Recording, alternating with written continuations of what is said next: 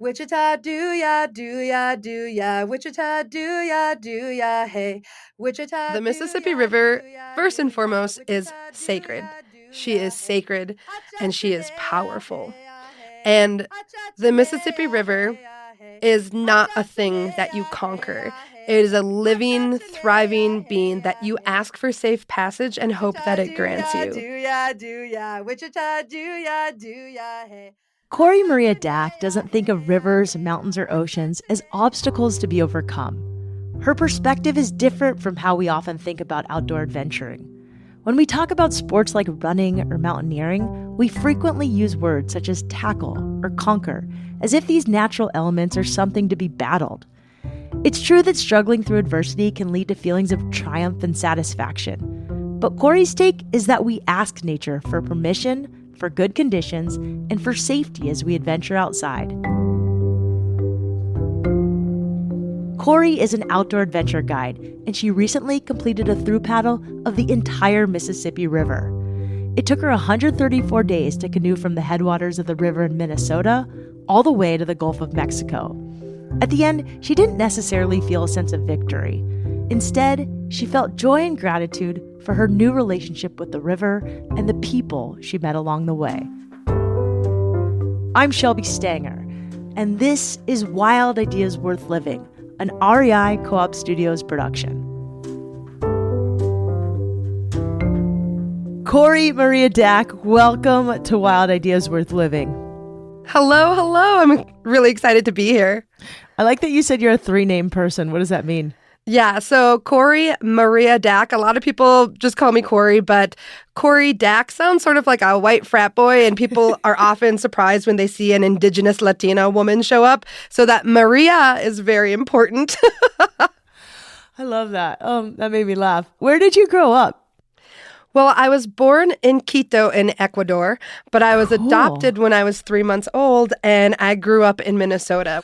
Well, first of all, I love Ecuador. That is so cool that you're born there. Beautiful place. Yeah, it's so beautiful. But I've never met someone mean from Minnesota. I like that. Let's keep that going, Minnesotans. Let's keep that going. So what do you do for work? I usually don't ask that to begin with, but I'm just curious. Well, that's appropriate because my wild idea came from work. I am a guide in outdoor recreation, and if you had told me as a child I would grow up and take people on outdoor adventures, I would have definitely not believed you, because growing up, I was really interested in like marching band and show choir and Broadway musicals. And also my family did not have the financial means to go on wild adventures. So I didn't ever really grow up camping, even though I'm from Minnesota and that's where the Boundary Waters are located, which is just 1 million acres of pristine, pure water. It's one of the most beautiful places in the world. But I had never been there until I was 24 years old, and it was staff training to be a canoe guide that summer. I had never been on a canoe trip. It was a totally different life path than what I would have guessed for myself. And on that trip in 2007, my first time in the Boundary Waters, I cried every single day on trail. I cried every day. I was like, this was a mistake. What was I doing? I have to take care of people. I have to make sure nobody dies. I need to steer in a canoe, use a map and compass, cook over a fire. What was I thinking? And I said, Cory Maria, it's all right. You can do anything for one summer. And lo and behold, here we are 16 years later, still going strong.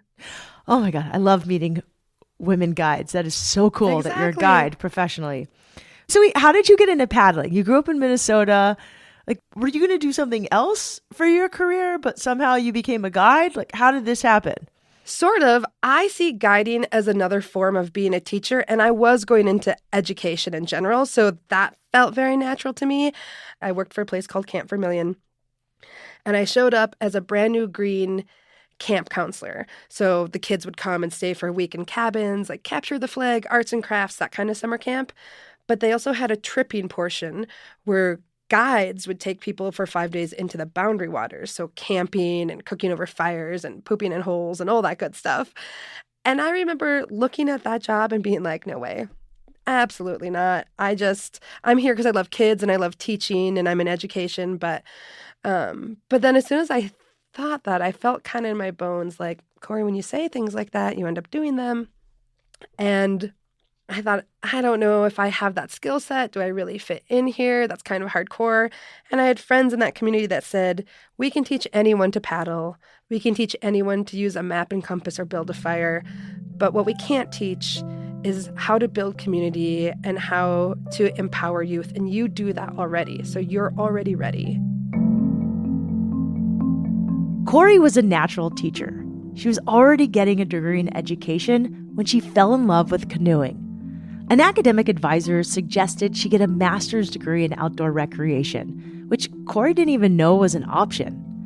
That degree led her to pursue river guiding full-time. She really connected with the opportunity to build community on the water. After years of leading different groups on canoe trips around the country, Cory became deeply curious about the Mississippi River.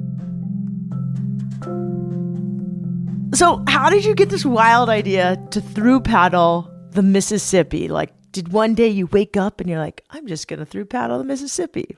It was such a slow burn. I mean, when I started guiding in 2007, those trips were 5 days long, which were really, really, really long trips. That is a long time on the water. It is. It is a long time on the water. I never thought I would do a 134-day trip all the way down the Mississippi, but every year I kept going on longer and longer trips depending on what job contracts I received. And one year there was a program called the River Semester, which is like a study abroad for college students, but you spent the whole semester taking full courses on the Mississippi River. So it was myself and a co-guide, and then we also were instructors, and then 2 full-time professors and 15 college students. And we did a 100-day canoe trip from Minneapolis to Cairo, Illinois, which is the great confluence of the Mississippi and the Ohio rivers. I think anywhere 2 giant bodies of water meet, there is a lot of deep magic there. And so while on that trip, you can't help but wonder, what does the river look like? And that was in 2018. And that little seed was planted. And once COVID hit, everything was put on hold. I was living in Minneapolis. I actually got, side story, I was living in Ecuador when COVID hit this hemisphere, and I ended up being trapped there in extreme military lockdown for 70 days. I could not leave the country, and we had extreme military lockdown, like nationwide curfew from 2 p.m. in the afternoon until 6 a.m. I finally made it back to Minneapolis on Sunday, May 24th, 2020. And the next day, George Floyd was murdered. And from that moment on, I was running full-time as a volunteer street medic during all of the uprisings where everything was on fire. And I think fire is really, really important. We talk about in nature, fire is always like this bad thing, but natural fire is so restorative. Like I think about the jack pine and how the jack pine has those like serrated pine cones, and they only open to like seed in the heat of fire. And that summer was a huge Phoenix jack pine cone summer for me. And that directly informed me on how I wanted to go down the Mississippi. Like I needed to bring stories of people down the river and hear stories that stood for helping to pick apart and overcome systemic violence that we all suffer from every day. Let's dive into that a little bit more. Like this was a big, big why. So what was kind of your mission, and how did you do things a little differently than just like paddle down a river? We decolonized through paddling, which is a play on words. So decolonization, there's a lot of ways to look at that, but the way that we used it the most was to decolonize something is to really think about why we do the things we do and say the things we say and think the things we think, and how is that informed by really violent systemic oppression. So I'm talking racism, I'm talking misogyny, transphobia, fat phobia, ableism, homophobia, xenophobia. All of these big nasty systems can really inform why we do and say the things we do and say. And so decolonizing through paddling is a noun, to through paddle something, like to through hike something from start to finish. And then decolonizing through the act of paddling. And so we wanted to talk about these hard things on the river. We wanted to be in touch with Indigenous peoples and water protectors all along the river, which we were. And we wanted to prioritize meeting people and being community versus trying to break a speed record.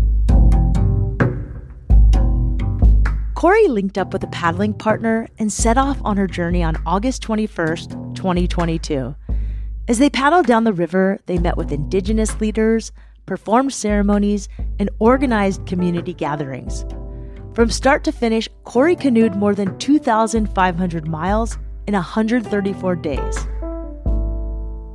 When we come back, Cory tells us about making offerings to the river, talks in detail about the Mississippi, and shares stories of the river angels she met along the way.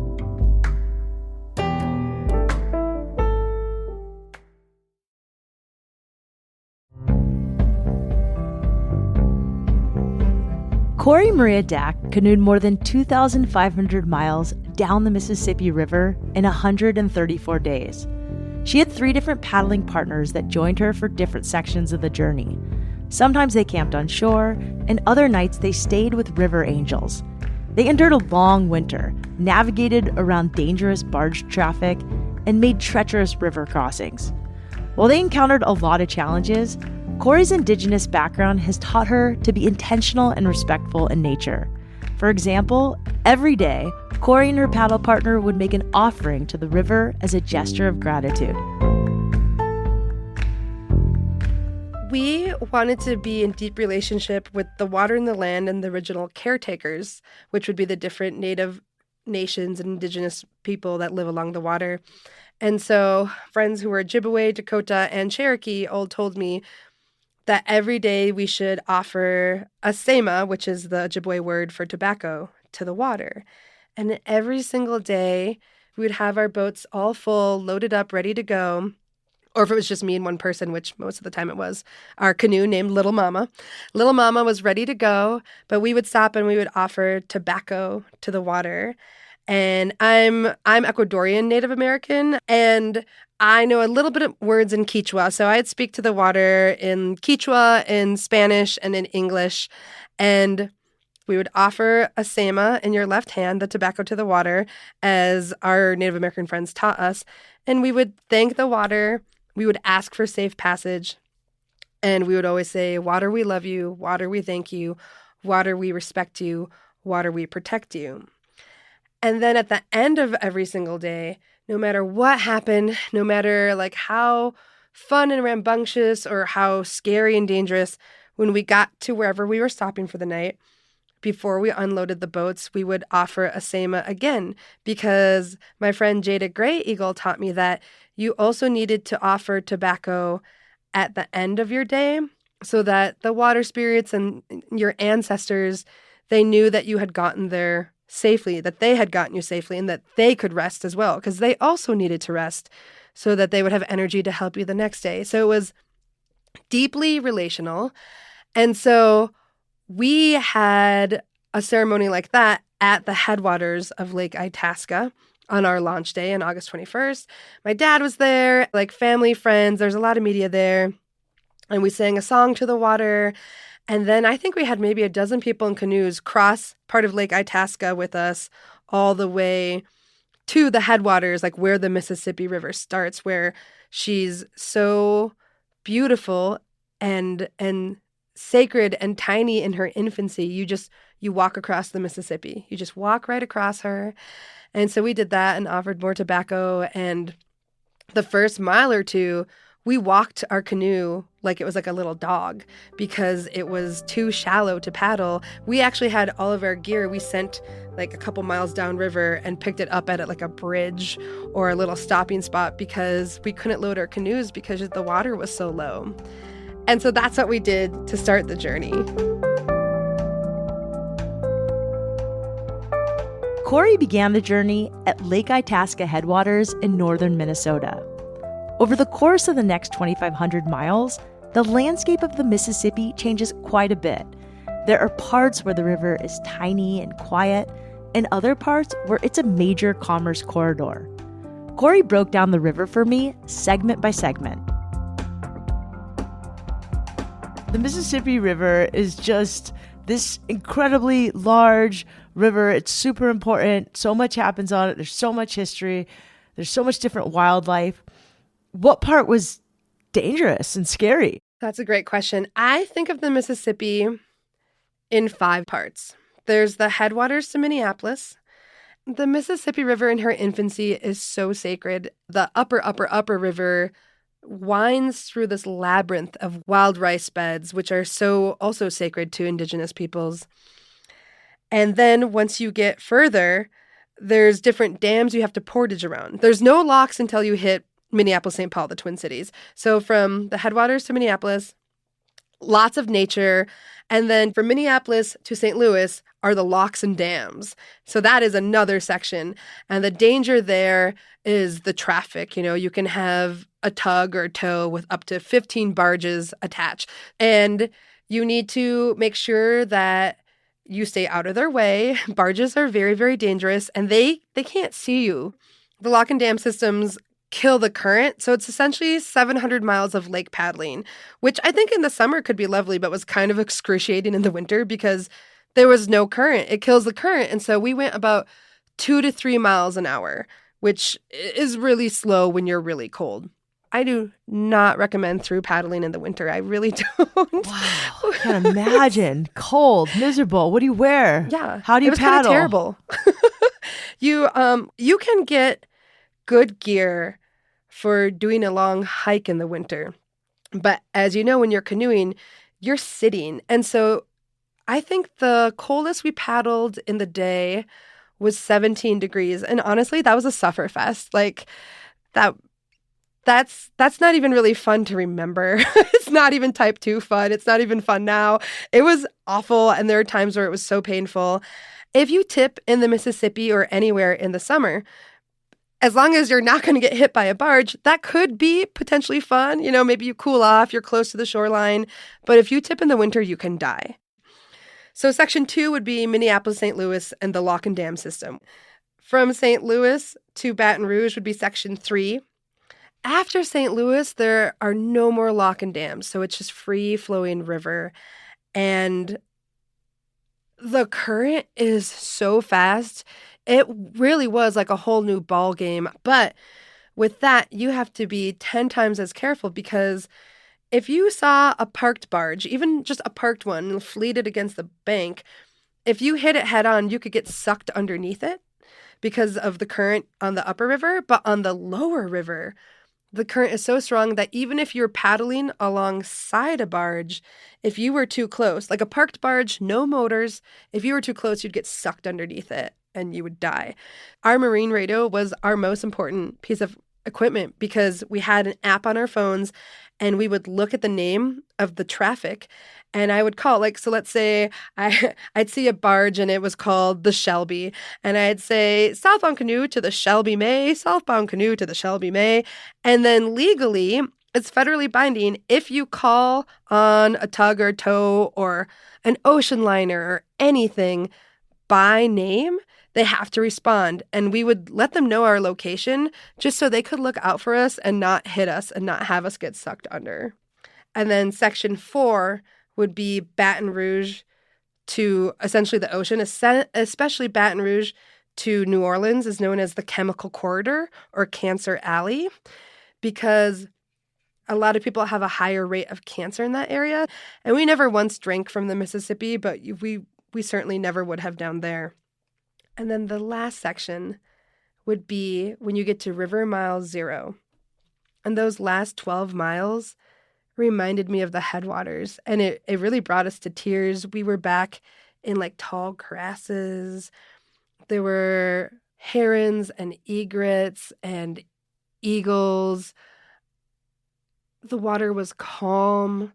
The river was small. After all of that really intense danger of the chemical corridor, to do those last 12 miles was such a gift. Pachamama, she blessed us.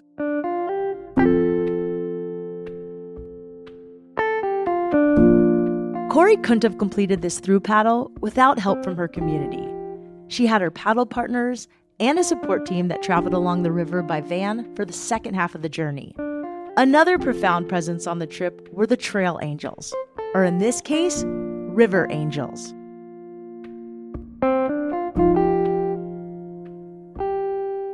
You've probably heard of trail angels, right? I actually just spent time with a trail angel. Well, just like on the Appalachian Trail or the PCT or CDT, there are trail angels all along the Mississippi River. They literally saved our lives at times, like not hyperbole, have saved our lives at times.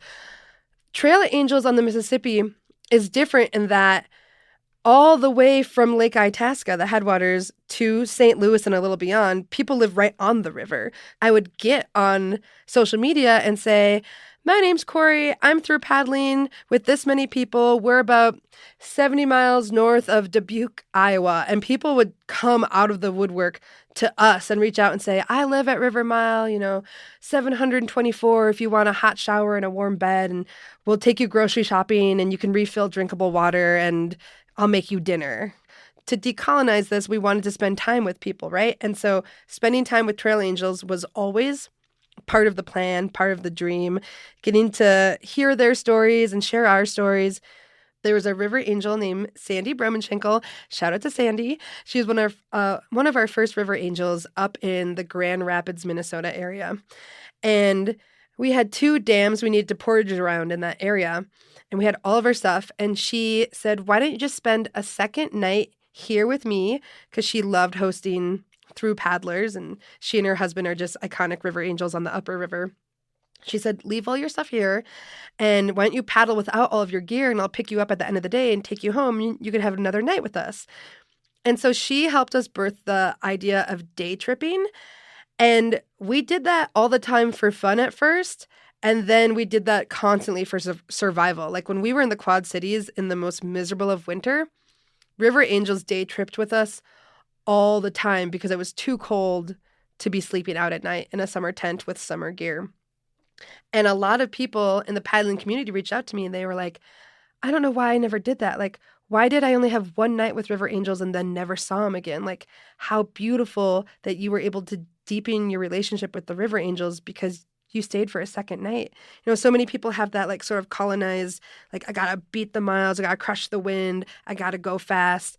And sometimes there are days where we wanted to go hard and fast, but sometimes doing so means that you missed out on the human connection. I think sometimes when we take the scenic or the slow route, that's kind of when the best magic happens. Absolutely. How did the adventure change you? Like looking back on it now? One of the greatest gifts of adventure like this is that I think it will keep changing me forever. Like if I am a carved thing and the water is what carves me over time, you think of how long it takes water to carve a canyon. I feel like I'm just barely scratching the surface of how this journey will continue to change me my whole life, which is such a gift. And in the more immediate future, it was such a reminder of what I am capable of because this was hard. There are times where this was a sufferfest. There were times where I had to fight every imposter syndrome voice in my head, all the systemic oppression that I've internalized because I'm just a normal human being and we all do. When we hit winter, there was just like a part of me that said things like, this is your fault. Like you went too slow. You weren't good enough. You weren't strong enough. You weren't fast enough. Even though the reason we were such stuck in deep winter was for stuff that was like just objectively not my fault, like not our fault. That was like a voice I had to fight. And I think something that a trip like this has the opportunity to teach us is that it's not that you overcome those voices or those insecurities by never having them surface. It's that when they surface, you know how to be like, absolutely not. I am strong, I am powerful, I am beautiful, and I'm doing my best. And I was leaving voice messages for myself on my phone, just like little diaries throughout the whole trip. And every day when I finished talking about my day, I would say, I love you, Cory Maria. You're doing your best, and I'm proud of you. Cory completed her journey down the Mississippi on March 5th, 2023. It didn't take her long to get right back to leading canoe trips. This summer, Cory is guiding 3 young women on a 40-day whitewater canoe trip through the frigid Northwestern Territories of Canada. Cory Maria Dack, thank you so much for sharing your journey with us. If you want to see pictures of her trip, check out Cory's Instagram, @CoryMaria13. That's CoryMaria13. Wild Ideas Worth Living is part of the REI Podcast Network. It's hosted by me, Shelby Stanger, produced by Annie Fassler, Sylvia Thomas, and Sam Piers-Nitzberg of Puddle Creative, and our senior producer is Jenny Barber. Our executive producers are Paolo Motola and Joe Crosby. As always, we appreciate when you follow this show, when you rate it, and when you take the time to write a review wherever you listen. And remember, some of the best adventures happen when you follow your wildest ideas.